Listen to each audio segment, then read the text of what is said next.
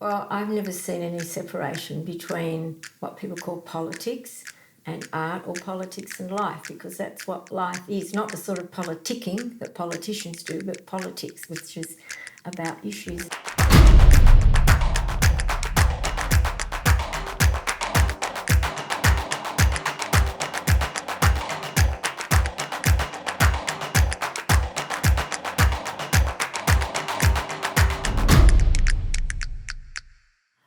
I'm Jeannie Lewis, and I started singing in the toilet when I was about 9, and I used to spend hours out there singing in the toilet with poetry books and putting music to them. I've been a singer professionally for about 50 years. I've started as a folk singer, and I've crossed into every genre that possible for me, because I think no one questions a bass player who goes from orchestral to rock to jazz, and the voice is an instrument. So that's what I like to explore, is that instrument. When I was about 3, my dad went to the first conference of UNESCO in Mexico and in Paris, and brought back 78s of instrumental and some revolutionary music from both places. And when I was 3, one of my first songs was the Ballad of Joe Hill. Joe Hill was a very famous Labour leader, and he's Swedish, and he came to the States, and he eventually was killed. But what the last verse of the song says, Joe Hill ain't dead, he says to me, Joe Hill ain't never died, where working folks defend their rights, Joe Hill is at their side. So for me that was Joe Hill, but it was also my dad.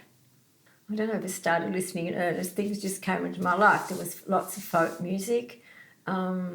Folk songs were what came to me, and a lot of those were Australian folk songs, and Australian folk songs means Irish folk songs in a lot of ways, or at least the tunes are, sometimes the stories are. So that was probably some of the first music I heard. And I didn't start singing publicly till I was 18, so that's 63. I was in second year at university majoring in French, but I'd also started singing, and so there was quite a bit of conflict between the two lives. And it actually took me 5 years to do a 3-year degree. So there was and I'm an only child, so there was a lot of conflict at home about the hours I was out. And I do remember crawling out the front bedroom window one night and returning the next morning before anyone else had woken up, and I'd broken my ankle, and I don't know how I explained that had happened in bed, but it had.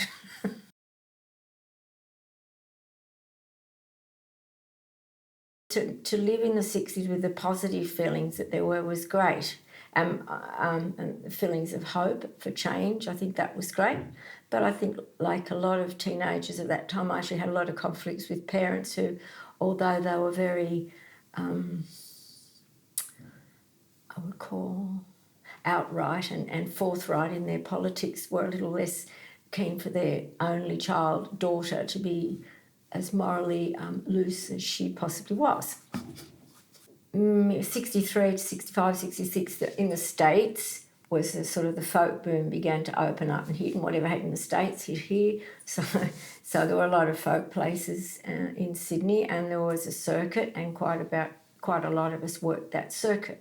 And so for $10, pounds, what was 63? We already on dollars? I think it was dollars. We would do 3 places a night in Sydney.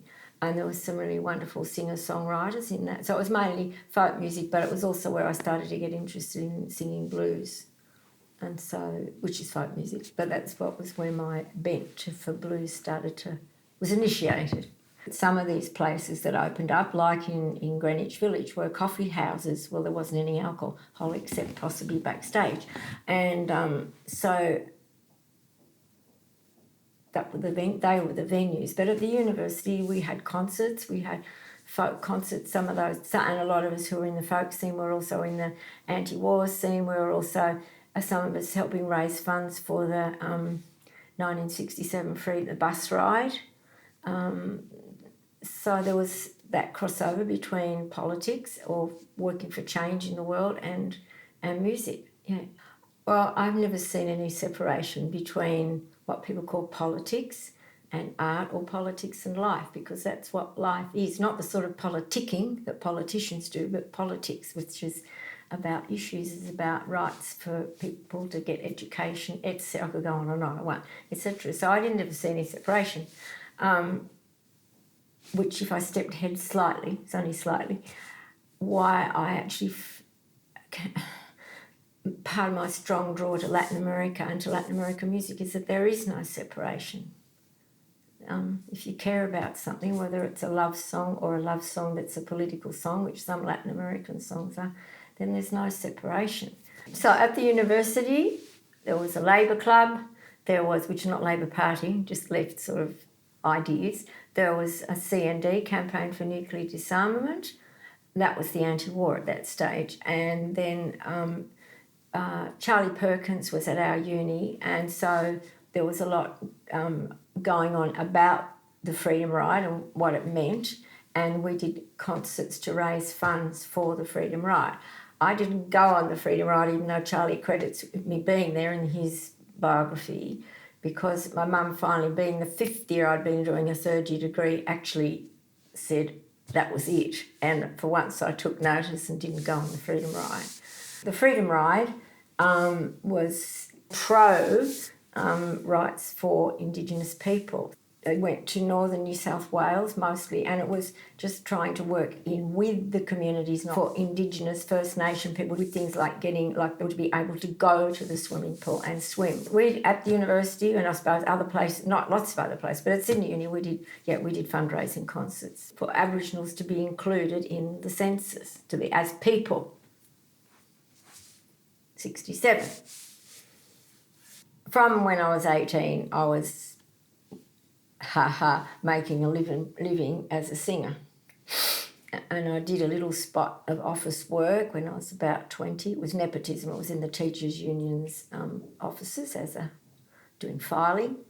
But I worked as a singer, yeah. And from the time so that was 63, I started working with the Jeff Bull trad jazz band in the Orient pub, no sound system, and I started working more with jazz bands, yeah, but traditional to start off. I don't think anything's changed between now and then, except that in the folk scene, and this is Sydney, the folk scene, there were venues opening because we copy whatever comes from the States, and there were quite a few folk venues. There was the folk festival, the National Folk Festival started in 66. There weren't so many festivals like now. In the late 60s in Sydney, wine bars started opening up with music. I think, certainly in Sydney, I think Melbourne's different. There were more venues for you to get up and try out it, and pay, but to try. And not only, and the other thing is, in those days, whatever, even if it was a pittance, you were paid a pittance. Now, I'm just going to get cranky. And nowadays, it's a door deal. And in fact, I was talking to one of a musician who I think is one of our leading musicians in what his field is, about 6 festivals ago at Woodford. And he just said, Jeannie, I'm earning in real terms what I earned in the 70s. And I said, oh, thank God it's not just me, not that I wanted him to be in that. I said, Jim, because, yeah, it's exactly that. We're not earning anymore. Talk about adjustments of income. What a load of something, yeah.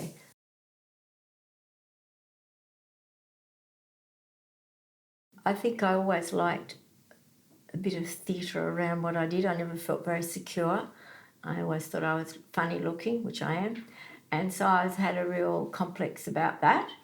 The musical, it was more I started to put together my own shows. Yes, I did. I was in Hair for 3 months, and I did Reg Livermore's musical Lassiter. Then I came to Melbourne and I played the field mouse in Winnie the Pooh at the Metro. And Harry and Miller was so worried about our health, we used to get... was it salt tablets every day? It was only because we were running around in costumes designed for the London winter. It was a pantomime. And so I think you might worry we might have passed out on stage rather than anything else.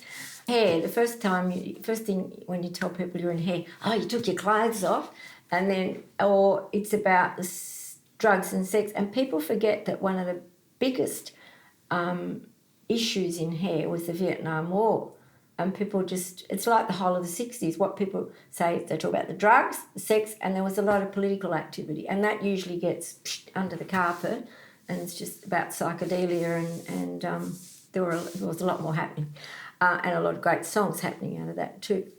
In Hair, the band was Tully. I can't remember now whether I met them before Hair or not, but then Peter Sculthorpe wrote a piece called Love 200, 1970, Beethoven's birth year, bicentenary, and also it was a time of the transit of Venus, so it was Love 200, and it was written for rock group, symphony orchestra and female voice, and I was a female voice.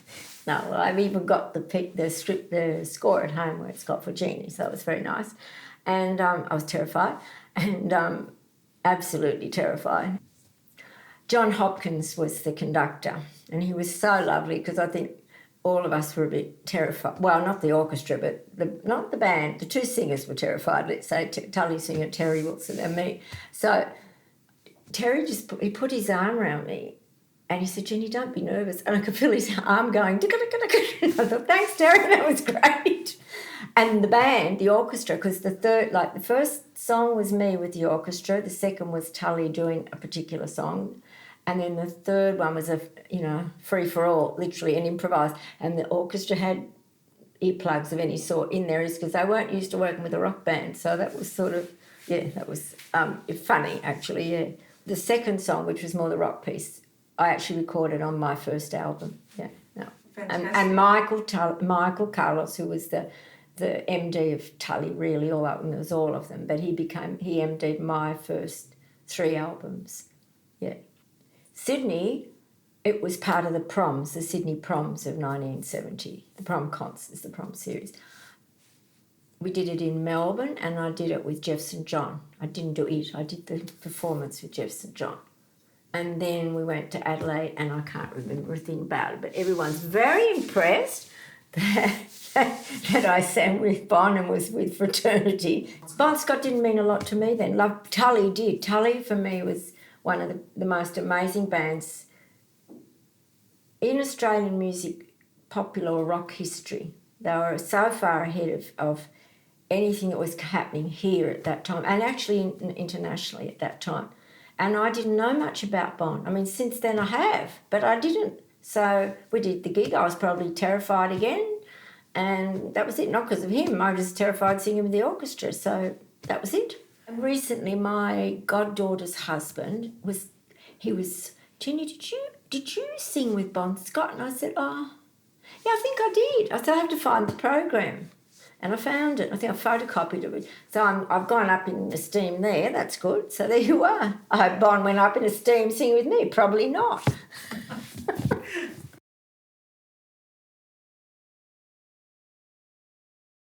I'd been performing for 10 years before I got to record. Was it 1063? Yeah, 10 years. And people kept saying I should be recording. And I'd been round to recording companies. As I said, I wasn't exactly a beauty queen. And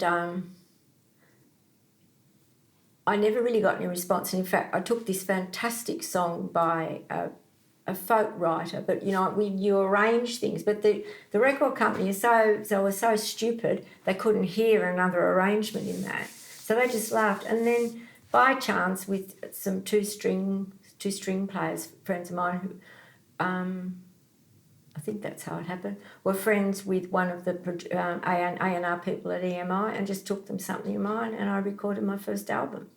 And that album had, Michael Carlos is the MD. I picked all the material. It had a theme. I like working with themes. Most of my shows that are my own shows or that I've recorded have thematic issues or musical and or I don't know what you call it, just themes. The first album was Free Fall Through Featherless Flight, and that was the theme it related to a point to the story of Icarus. And my mum was a classics teacher, and so we sat in the kitchen and wrote that song together. My dad was still alive, yeah. And the album won the award for Best Album of the Year, Female Album of the Year. It was before the ARIA Awards, unfortunately. It was called the Australian Radio Awards or something, yeah. So doing the recording was good, but I had been on about 3 other records before then, of course, which usually don't get mentioned, but they're collections of other people's. That was my first solo album, yeah. And it was a joke. The day they EMI rang me to tell me, the guy Les Hodge, who was the A&R guy, he called and told me about winning the award. And I was with Ted Robinson. We were working, and Ted Robinson's directed everything I've done, theatrically, or nearly everything. And we just both sat there laughing. I mean, had rejections for so long, and then the album gets the best. Well, good, right. I did what I wanted to do, yeah. I had a good band. I had string quartet myself. We did in a week. I've never sort of spent, 6 months in Australia, but I had prepared it a lot, and Michael had prepared it. We had a week with the Superstar band, Jesus Christ Superstar. So we did it. I came down to Melbourne to rehearse. They were here doing Superstar. We recorded in Sydney. We must record in Sydney. And the mix was one day. 24 hours we went in, we came out, it was 24 hours later. And it was mixed. So it was never, like these people that talk about being in the studio forever and ever. I think, how much? But I don't know whether it's any better anyway.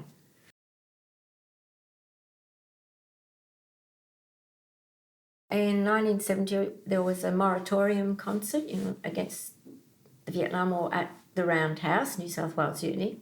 I was doing improvising with a dancer in my band, and I went back, and the backstage was a screen. There was no backstage, and this person came round quite shy and just said, "Look, I'm going to be doing this gallery." I was like, wondering if you'd like to sing. And I thought, here goes another freebie. I said, "Who are you?" And he said, "Martin Sharp." And then a lot of the Sochi girls at our high school used to go out with those boys like Martin and Richard, etc. I never did, but they were all... So I thought, maybe it's for real. Anyway, that was the Yellow House. So I used to sing at the Yellow House once a week for a while. Well, there were a lot of artists involved, so each of them, some of it was touchy-feely stuff, and some was painting, some was, I suppose, what we'd now call installations. But there was a lot of tactile experiences in it, and some performance. It was very good. And at the end of the period, Martin used to pay me something each week, and I used to pay the musicians. It wasn't a lot. I just used to give it to my band, who included Alan Lee, who's back in Melbourne, very good vibes, a marimba player. And so at the end, Martin said one night, he said, "Just take whatever one, but he said, take any you want." And I picked the one I wanted. And he said, "But Jenny, it's a poster." I said, "No, it's not, it's a collage." Anyway, it was that particular one was used for the 25th retrospective of the Yellow House at the New South Wales Art Gallery, and that was the image. And then things got a bit tight for me, so I talked to a few friends, including Martin, but I rang around to see what I could get for it, and I got the same offer from the New South Wales State Library or the National Gallery in Canberra. So I rang Marty and said, "Well, which one do you want it in?" And he said New South Wales State Library, because they've got a lot of his things. So that's where it is.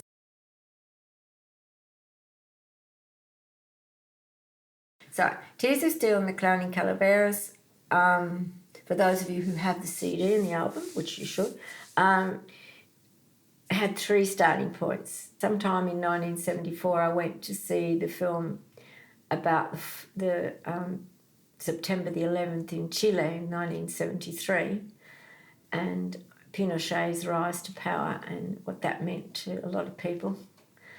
And I heard the voice of a singer I had met in Cuba in 1967 and I came out of that film so angry. It's not crying, and then I got so angry. Margaret Road-Knight, there's the 3 things. Margaret Road-Knight sent me a book of the poems of the Chilean poet Pablo Neruda with liner cuts that had been, she was in California and it had been produced in California. And there was a poem, which I'll come back to. And then my dad had a stroke on November 12th, 1974. And he never spoke again, and he'd been a trade union leader, so it was everybody that's important to, but communications once your life and your work. So that album's dedicated to my father, but I used, so the first half, the calaveras, clown and calaveras. In Mexico, the calaveras are the symbols on the Day of the Dead, and they're often political or they're just funny, but making fun of death, and there's some very famous Mexican artist, Posado, who began, I suppose, the idea of the cartoons of the calaveras. So the first half of the show was about calaveras who were performers in our time. And so Martin borrowed costumes from Luna Park for the clowns. They went back. And they were the calaveras. Well, so was I. But in the second half, we used this poem that was in the book Margaret gave me, Pablo Neruda. It said, I learned life from your death.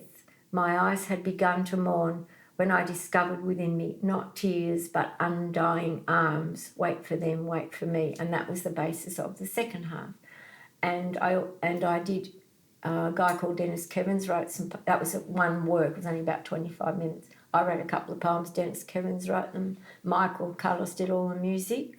But in the first half, I recorded Victor Jara's song, Te recuerdo, Amanda, I remember you, Amanda. And Victor Jara was a singer who was killed in 1973 by the Junta in Chile. 1967, there was to be the first international festival of protest song, topical song, in Cuba. And an Australian woman and her husband, who was quite famous in England, were working in Cuba, and the Cubans went to them and said, do you know any Australian singers that could come? Because they were paying the fares. And she'd been out of Australia for years and she didn't know, but she wrote to her mum, and her mum then spoke with some other people within concentric circles, and there was a list made of singers, and the first one was Glenn Tomasetti, and Glenn had just come back from China. She also had a baby, and I was the next on the list. Yes, please. So I went. And there were 52 singers there from all over Latin America, from Africa, two came from the United States with great difficulty, two from England, Peggy Seeger and Ewan McCall, quite well-known people. It was 5 weeks. We travelled all around the island. We sang in factories and schools, and we did beautiful open-air concerts. And it was a teachers' training college with thousands of young people outside. And it was a cool night, and it was mist, and you just these people. It was amazing. I'd never sung before or since such a big audience, and I fell in love twice. What else would you like? What did you sing? What was? I think All the Time to Be Singing, which was by Michael Layden. I can't remember. There's a double album which I have of it. Yeah. But the great thing was meeting all these other singers, and several of whom I've remained friends with, and contact with. I got to hear more Latin American music, and so it was an inroad into open doors to listening, and getting to know people, listening. Yeah. I don't see them as that different. Like Tears of Steel, and Looking Backwards to Tomorrow, the album of Free Fall is different, but those shows were, one woman, you've got 25 people, there's other actors, etc. working with, but I devised them, and I devised Free Fall. I'm interested in that creative side of an album or a concert, and so I'm trying to think what Crazy for You was because the show fell through that we were supposed to be doing for promoters here. So in Sydney, Peter Kenny and I we did it at a disco called The Palms, and then we came to Melbourne to do it at the Last Laugh, and that was great. Oh, it's about love songs and love, but going crazy out of love. So there was a bit of that's unusual, Jane. There was quite a bit of madness in there, and Crazy for You, we set it up so there were mirrors behind me on stage. Oh, well, it was by accident at the disco in Sydney. There were mirrors behind the platform, and was nothing fancy. So the audience had to focus on themselves as well. And then it was the same at the Last Laugh. We were upstairs. And then We did it at the Nimrod as well, but I had a big teddy bear, life-size, and I used to dance with the teddy and stamp on the teddy. Didn't get to do anything too amorous, but it belonged to my second youngest godson, but it was like up to here on me.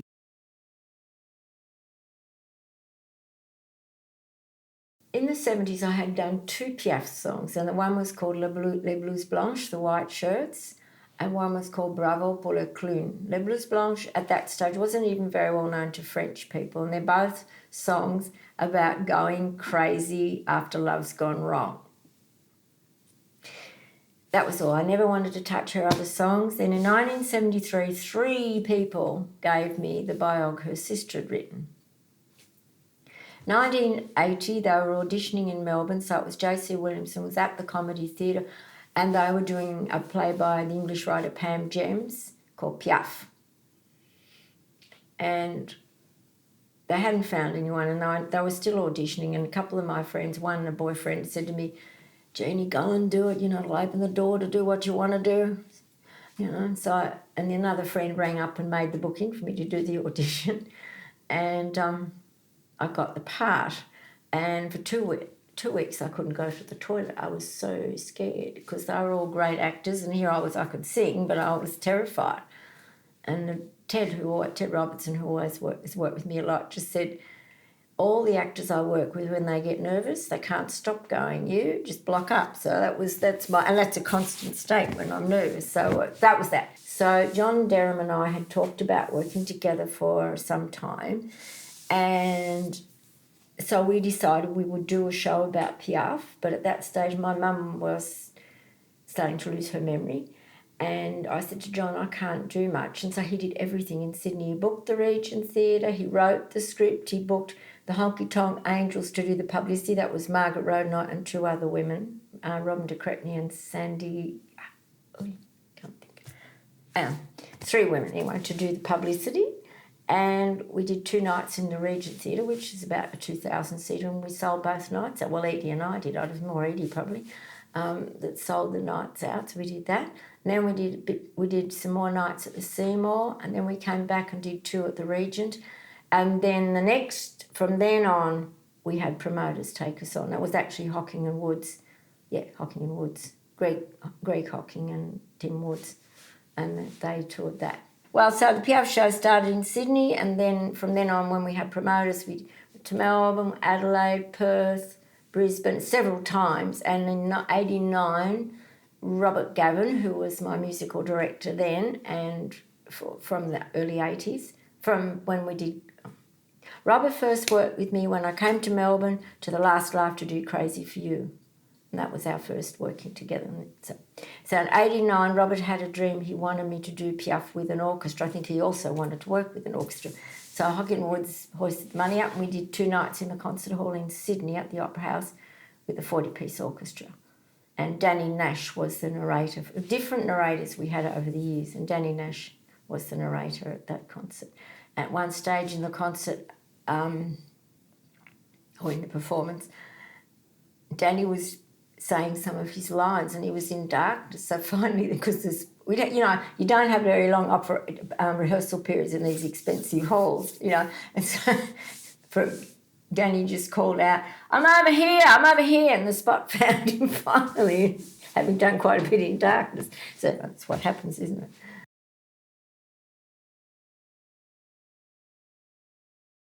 So Say You Want Blood was, I'll give my blood, but for my dreams, not yours, if they're, like destructive dreams, yeah. So we did it first in Melbourne at the Universal, I think, for about 8 weeks, I think it was. And then we came up to Sydney and did it at Kinsella's Funeral Parlours. I mean, it was now a cabaret venue. It was a great band. We had 2 other people working with me, Russell Garbutt, who's a magician and mime artist, and Joni Miller, who was a cabaret performer, and she was great. We did Power and Passion, Midnight Oil, and read in one interview, said, it's good to have a real singer doing it.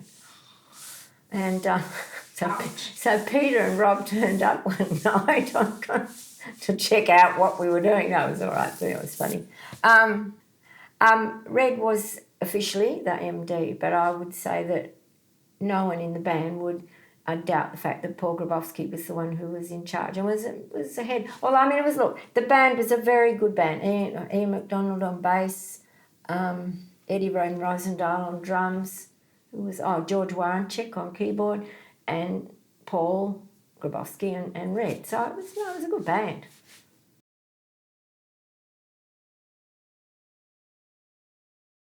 I've been working for a long time, since about 85 I started working on this project about women's voices in history, and I like the idea of Voxy Lady, and it was also one of the subtitles was the history of women's voices in history, and the other subtitle was the Vox in the Box, and the Box in the Box, for those of you who know what a box is, you'll be right, and the rest of you won't.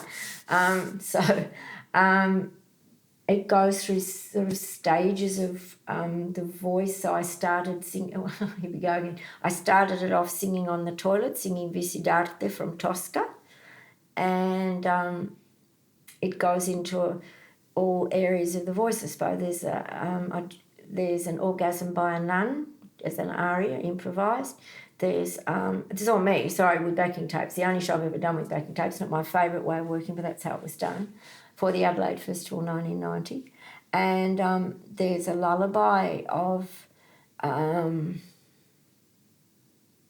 probably an Indigenous woman. There's a song I wrote with the composer Jim Cotter called Mothers of the Missing, which has a verse about, and this was in 1990, a verse about an Aboriginal mother, a Chilean grandmother, and the wife of a South African man who's been fallen from a window in South Africa. So, and it's a beautiful song, and Jim Cotter, who does a lot. He put music to a lot of Dorothy Hewitt's plays. He really is has a great relationship with words, and so that was, it's a beautiful song, and that is on the last album I've done, hopefully not the last, in 2003, called South Heart. At this stage of my life, at 72, and of the last few years, I have all the energy in the world to perform. I love singing, and I have always loved singing. But I do not have the energy to go begging, and the energy to find places, and the energy to produce. And as I have had to do that with most of my shows, except things I've done for the Adelaide Festival, where at least you've got a venue to start. Piaf we had to do ourselves to start. And the Threepney Opera, which I did for the State Theatre. I mean, we haven't really, there's a lot more things I've done in these 50 years. But the energy now to have to go and put the show on, I've just lost. Someone wants me to do a gig, whether it's for free or not, or paid would be nicer. That's good. But to have to go and do it, and I've got a whole new project I want to do, and I'm sort of hanging on to the thought of how. My poor friends, when I get into my depression states, I think they wish I'd just go. So, no, because you don't have to look far to see that reality outside is nothing like. I look at the programs on Syria and I just think, what are you doing? You're doing nothing. But what have we done? And I say we. Have we done, and it's not just there, then we can look at all the First Nation communities all around the world, etc., etc., etc. But I do think music, and probably other art forms as well, but music in particular, can give people hope, can make people smile, can make them cry. And I think that's important. I know some of the mothers of my friends who are mothers,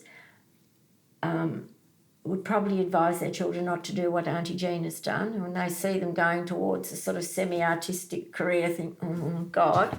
But on the other hand, nothing is secure now. And in fact, people are starting to live the way we have always lived, contract to contract.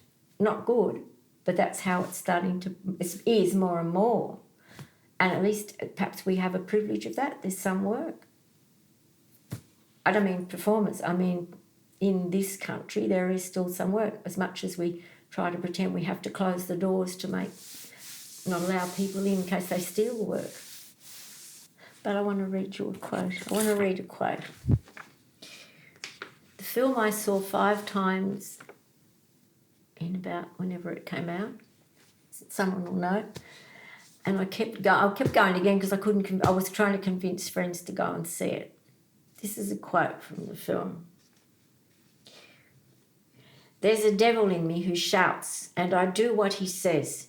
Whenever I feel I'm choking with some emotion, he says, dance, and I dance, and I feel better. Once when my little Dimitraki died in Chalcidice, I got up as I did a moment ago, and I danced. The relations and friends who saw me dancing in front of the body rushed up to stop me. Zorba's gone mad, they cried. Zorba's gone mad. But if at that moment I had not danced, I should really have gone mad from grief, because it was my first son, and he was 3 years old, and I couldn't bear to lose him. Is that from Zorba the Greek? Fantastic. And I haven't lost a son. I wish my big hole in my life is I don't have children. It's the biggest hole. And the last album I did is about my attempts to adopt a little girl in Argentina. So it's the story of that without people really knowing that, but that's where it came from. So, but I don't want to cry at the concert. I'm crying at everything today. That's good. But I think but that is why you go on. I mean, and some people have to dance, and they're lucky if as I said, in Syria, the children in Syria aren't doing too much dancing, but some of them are throwing balls and some of them making kites out of plastic. It's not what you dream of for your children.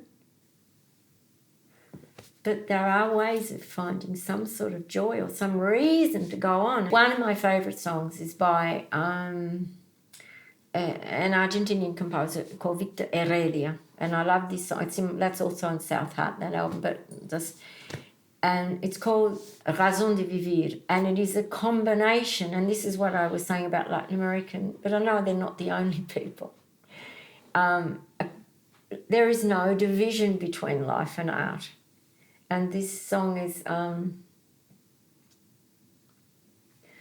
para decidir si sigo poniendo esta sangre en tierra, este corazón que bate su pace sola y tiniebla, para continuar caminando al sol por estos desiertos, para recalcar que estoy viva en medio de tantos muertos.